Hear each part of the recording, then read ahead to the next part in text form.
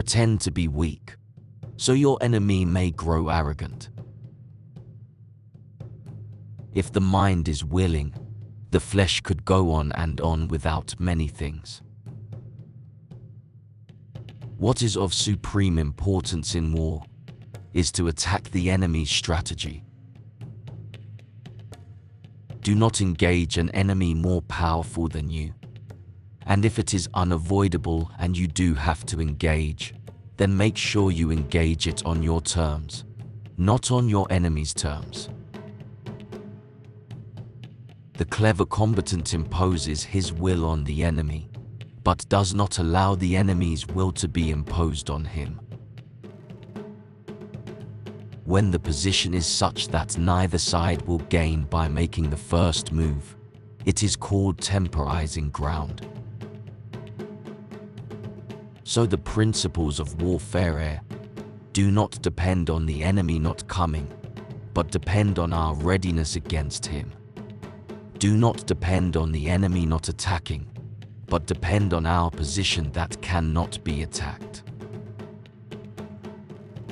When the general is weak and without authority, when his orders are not clear and distinct, when there are no fixed duties assigned to officers and men, and the ranks are formed in a slovenly, haphazard manner, the result is utter disorganization. When torrential water tosses boulders, it is because of its momentum. When the strike of a hawk breaks the body of its prey, it is because of timing. Be where your enemy is not. So in war, the way is to avoid what is strong and strike at what is weak. Agitate him and ascertain the pattern of his movement. The military has no constant form, just as water has no constant shape. Adapt as you face the enemy, without letting them know beforehand what you are going to do. Appear weak when you are strong, and strong when you are weak. What is essential in war is victory, not prolonged operations.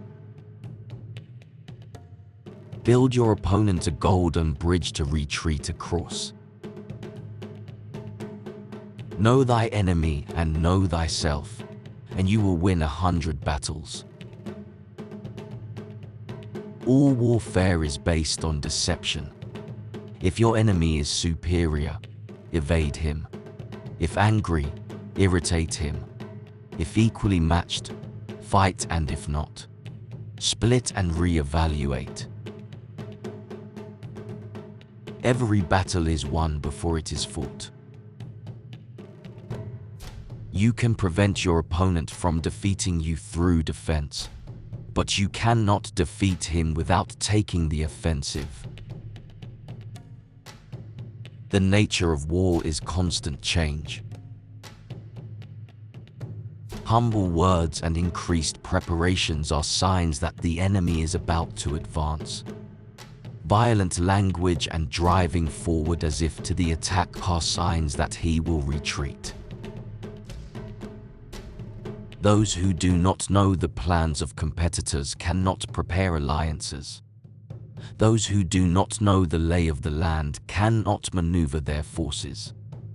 Those who do not use local guides cannot take advantage of the ground. You cannot know if you will be successful or not. You can only prepare for battle, and it must be done with all of your heart and with all of your consciousness. In that manner, you will have an edge. Management of many is the same as management of few. It is a matter of organization. The successful person has unusual skill at dealing with conflict and ensuring the best outcome for all. If you follow the enemy's shifts and changes, you can always find a way to win. He will win who knows how to handle both superior and inferior forces. No ruler should put troops into the field merely to gratify his own spleen. No general should fight a battle simply out of pique. Probe him and learn where his strength is abundant and where deficient.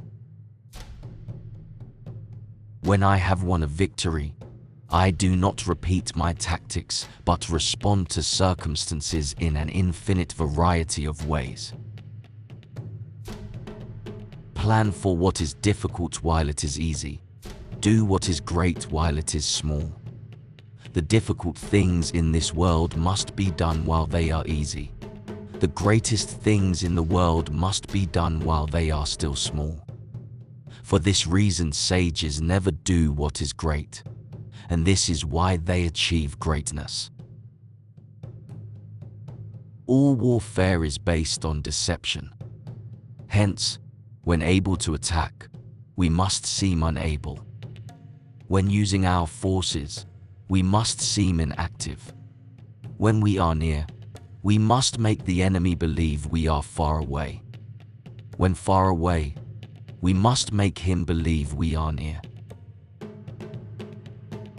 The expert in battle seeks his victory from strategic advantage and does not demand it from his men. Thus, those skilled in war subdue the enemy's army without battle. They conquer by strategy. To fight and conquer in all our battles is not supreme excellence. Supreme excellence consists in breaking the enemy's resistance without fighting. When strong, avoid them. If of high morale, depress them. Seem humble to fill them with conceit. If at ease, exhaust them. If united, separate them. Attack their weaknesses. Emerge to their surprise. He who wishes to fight must first count the cost. When you engage in actual fighting, if victory is long in coming, then men's weapons will grow dull and their ardor will be dampened. If you lay siege to a town, you will exhaust your strength.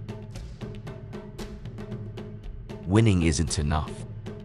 The acme of war skill is to defeat your enemy before taking the field. He who is prudent and lies in wait for an enemy who is not, will be victorious. In war, numbers alone confer no advantage. Do not advance relying on sheer military power. The skillful employer of men will employ the wise man, the brave man, the covetous man, and the stupid man. Know thyself, know thy enemy. 1,000 battles, 1,000 victories. Those who would wage war should first eliminate all domestic enemies before proceeding to attack the external foe. Weigh the situation, then move. Rewards for good service should not be deferred a single day.